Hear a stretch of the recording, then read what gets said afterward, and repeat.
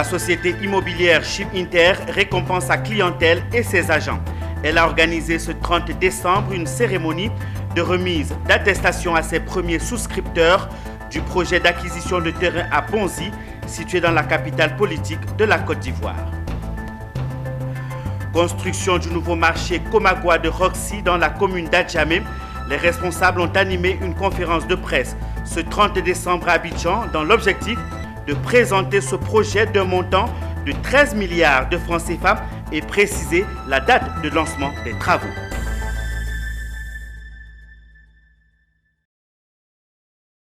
Madame, Monsieur, c'est un plaisir de vous retrouver sur les antennes de Business 24.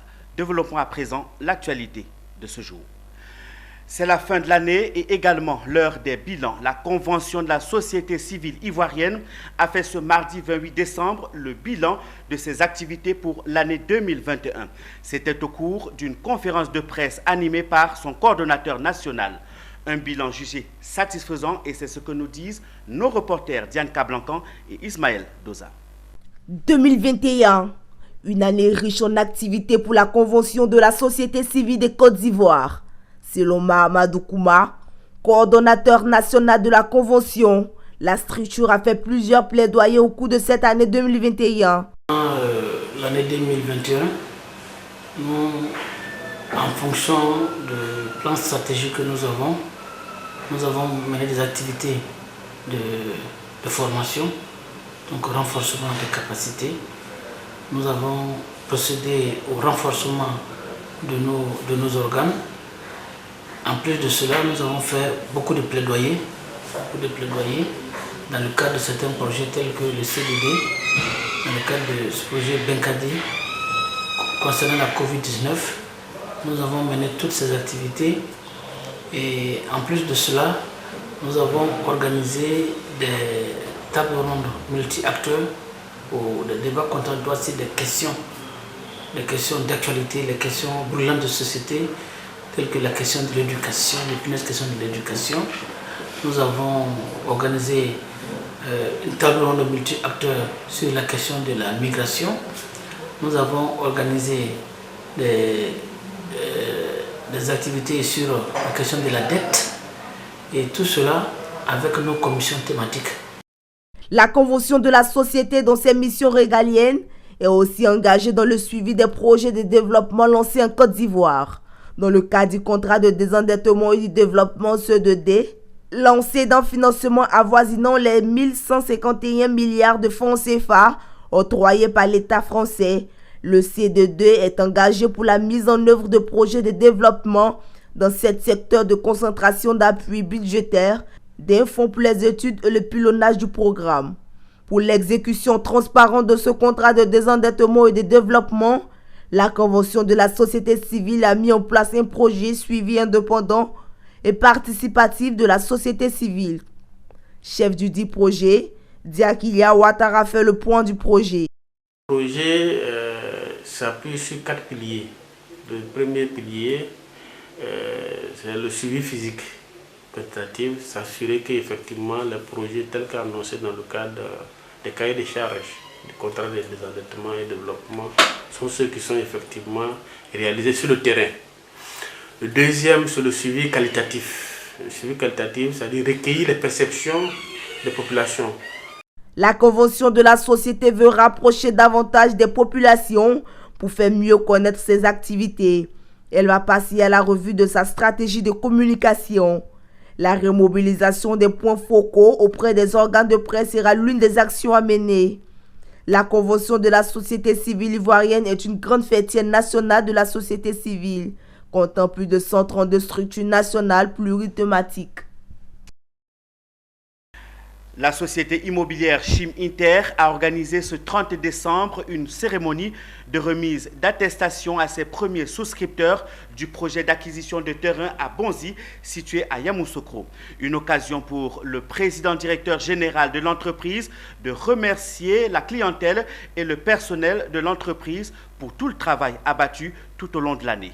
Walter Kofi, Ismaël Doza. La société Challenge Immobilier International fait des heureux en cette fin d'année. Plusieurs de ses clients sont officiellement détenteurs d'un terrain situé à proximité de la basilique Notre-Dame de la Paix de Yamoussoukro. Une acquisition matérialisée lors de cette remise d'attestation de terrain de Chimenter à une vingtaine de ses souscripteurs du projet de lotissement de Bonzi dans la capitale politique ivoirienne. Une victoire pour Yamoussa Koulibaly, président, directeur général de Chimenter, dont la vision est de contribuer de manière significative à l'amélioration des conditions de vie des populations des zones rurales. Aujourd'hui, nous sommes ici à Abidjan, nous sommes à Yamoussoukro avec des bureaux du personnel en place. Nous sommes à Bouaké avec des bureaux du personnel en place, des chantiers finis et en cours. Nous sommes à Korogo avec des bureaux du personnel en place. Nous sommes dans le Grand Nord, dans la région de la Bagoué, avec des bureaux du personnel en place et des engins. Nous travaillons avec les collectivités locales, les mairies, le conseil régional, les préfets et ainsi de suite. Donc nous pensons que ce vœu est en train de se réaliser. Mais nous allons aller au-delà. Voilà, nous pensons que c'est un début, mais nous allons aller au-delà pour contribuer efficacement au développement de notre pays. Donc ce qui a été promis par Chimenter nous a été donné. Donc officiellement aujourd'hui avec la cérémonie de remise des attestations. Oui, je suis très satisfait parce que Chimenter fait preuve de professionnalisme. L'autre fait marquant de cette journée a été la remise de trophées accompagnée d'une enveloppe à tout le personnel de Chimenter. Un geste du PDG Yamoussa Koulibaly qui ainsi manifeste un intérêt particulier pour la qualité du travail abattu par son équipe. Vraiment, ce trophée représente beaucoup de choses pour nous. Voilà, parce que cela veut dire que ce que vous faites, vous êtes suivi. Et suivi par déjà votre premier responsable. Et cela ne fait que nous encourager davantage. Chimenter est une entreprise immobilière spécialisée dans le lotissement, l'aménagement foncier, la vente de maisons et la construction de programmes immobiliers. L'entreprise tient un projet de construction de villas avec option piscine dans la commune de Jacquesville et un autre projet de lotissement avec construction à Songon. Son ambition pour 2022, livrer des maisons achevées en plus de terrain à ses souscripteurs et partenaires. Les femmes du vivrier d'Adjamé réunies au sein de la coopérative du marché Gouro ont organisé ce 30 décembre à Abidjan une conférence de presse pour présenter le projet de construction du nouveau marché Komagua d'Adjamé-Roxy. Il s'agit du marché moderne d'une capacité de 3500 places qui sera construit et dont le coût global est estimé à plus de 13 milliards de francs CFA. Zénab Dosso et Ezekiel Seri nous présentent ce projet qui fait la fierté de la commune d'Adjamé. Bâti sur une superficie de 7 431 mètres carrés, le marché Gouro aura une superficie d'accueil de plus de 3 500 commerçants. Ce superbe bâtiment R+2 comprendra 2 sous-sols dont un parking souterrain, un rez-de-chaussée, un jardin ainsi qu'un premier et un deuxième étage. Le nouveau marché Gouro d'Adjamé-Roxy sera bâti suivant les normes et standards requis en la matière. Pour les responsables en conférence de presse ce 30 décembre pour présenter le projet, ce marché qui a fait la fierté de la commune mérite d'être transformé et le coût de construction vient attester de l'importance de ce marché. C'est quand même un grand projet. Nous avons dit tout à l'heure, avec des parkings et qui fait 350 places. Parce qu'à Gamé, pour garer, c'est un peu difficile. C'est beaucoup plus difficile. Nous avons 1300 étals. Nous avons 1050 magasins et box. Avec 4 et 7 niveaux, ça coûte beaucoup d'argent. Ce qui fait que le coût est monté jusqu'à 13 milliards. Mobiliser tous ces fonds grâce à l'action de nos partenaires. Et qu'aujourd'hui, nous sommes prêts à démarrer les travaux parce que Komagua, quand même, c'est une coopérative sérieuse. En partenariat avec la mairie d'Adjamé, la Komagua, coopérative des marchés Gouro d'Adjamé, a acquis un site de recasement d'une superficie de 2 hectares pouvant abriter tous les commerçants actuels et nouveaux. Le marché sera construit à Adjamé, Roxy, qui va se faire sur 7430 m², qui sera exploité. À partir de ce marché moderne, tout à l'heure, d'abord il faut voir le bâtiment, qui est un chef-d'œuvre, voilà la présentation. Et puis aussi, il faut voir la capacité d'accueil qui est aussi différente de l'ancien marché, c'est une coopérative. Et il faut dire aussi les commodités qui y seront. Ce marché va générer plus de 2500 emplois directs et va desservir de manière optimisée tous les autres marchés des communes d'Abidjan, une fierté des commerçants de la Comagoa. Ça fait longtemps que nous sommes avec les mamans, c'est nos mamans, nous sommes ensemble. Aujourd'hui, elles sont fatiguées, donc nous avons trouvé judicieux de les aider à bâtir ce site-là en marché moderne. Il sera désormais plus accessible avec une qualité d'hygiène qui rivalise avec les plus grands centres commerciaux en vogue. La construction de ce marché va durer 18 mois.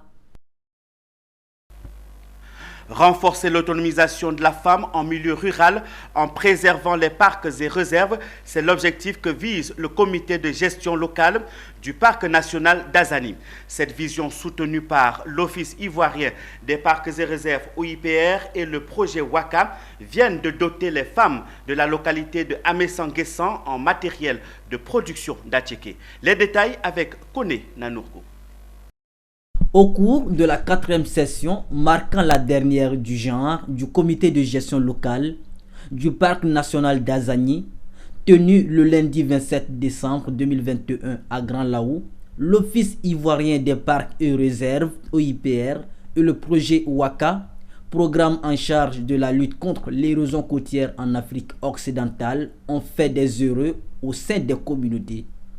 C'est un don en matériel d'une valeur d'1 500 000 francs qui a été remis aux femmes de Amessan-Guessan. C'est un important lot de matériel de production d'Attiéké composé entre autres de broyeuses à moteur, de brouettes, de fûts, de bassines, de marmites et de gants. C'est le préfet du département de Grand Laou, Nguessan Kwaku Germain, président du CGL Azani, qui a remis ce matériel à la représentante des femmes du village bénéficiaire. Tuayo Micheline n'a pas caché sa joie après ce don. Je remercie le groupe OIPR et le groupe WAGA pour le don que nous avons fait aux femmes de Amessan-Guessan.